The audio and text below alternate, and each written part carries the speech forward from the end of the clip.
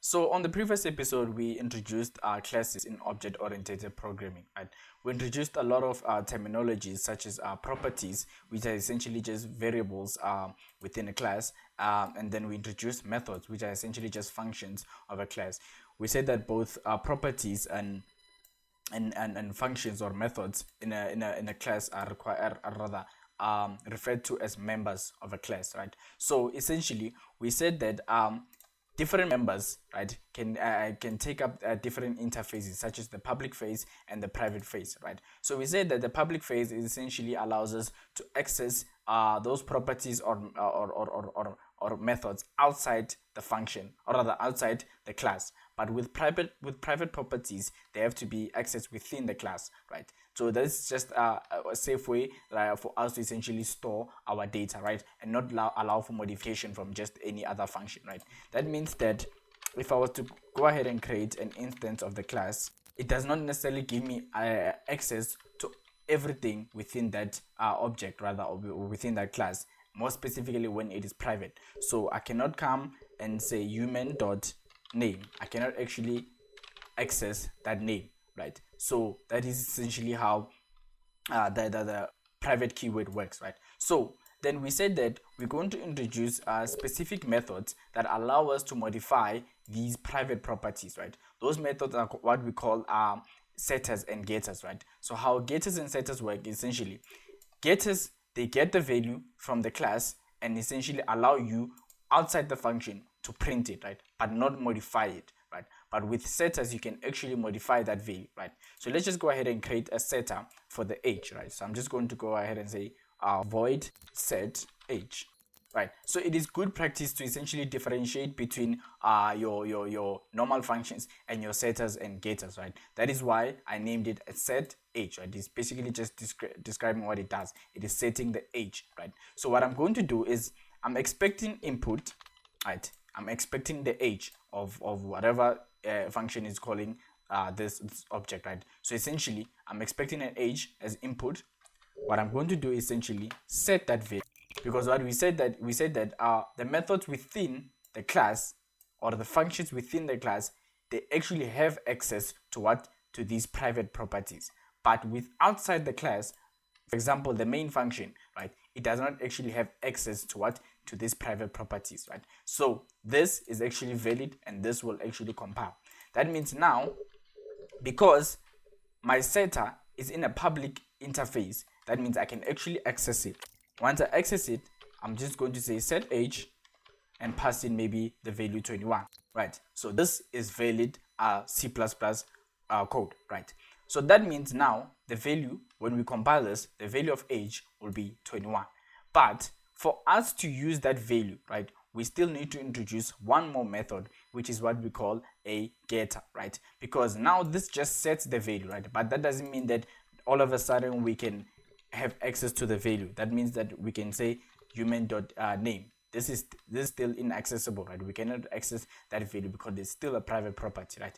That is where we need to introduce essentially a getter, right? This sets the value, and then the one that we're going to introduce now gets that value, right? So how this works is essentially we're going to say int get age, and all we're doing is essentially just returning the age. That's why this one actually has a data type, right? That means now I can come here and say, right, so now I actually have access for me to essentially print the age, right, using what? A getter, right? So let me just go ahead and compile that, right? So now I've set the value and I've actually accessed the value, right? So we can see how essentially we can work around those two, right? So it is generally good practice to essentially return a constant value whenever we're returning a private property, right? That way we can ensure that even outside the function, no one can tamper with it, right? That means now I would have to update my function to const int, right? So that essentially we're returning a constant integer in our case. Because if we do not do that, that means that the outside functions can actually receive the age, store it, and actually modify it in such a manner that it gives us false representation. because the value that is being modified is not actually this value that within the class, right? It is not, because right now we're just making a copy of that value, right?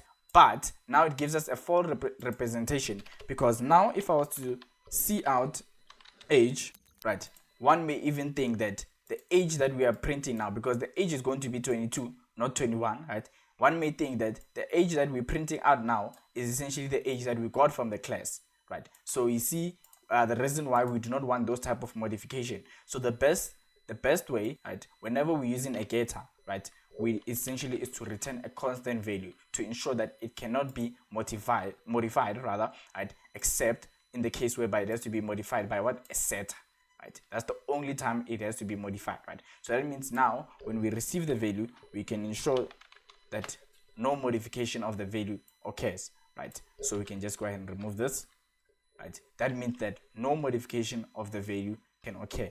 A common mistake people make is essentially making their getters and setters essentially in a private interface, right? So essentially that becomes a problem.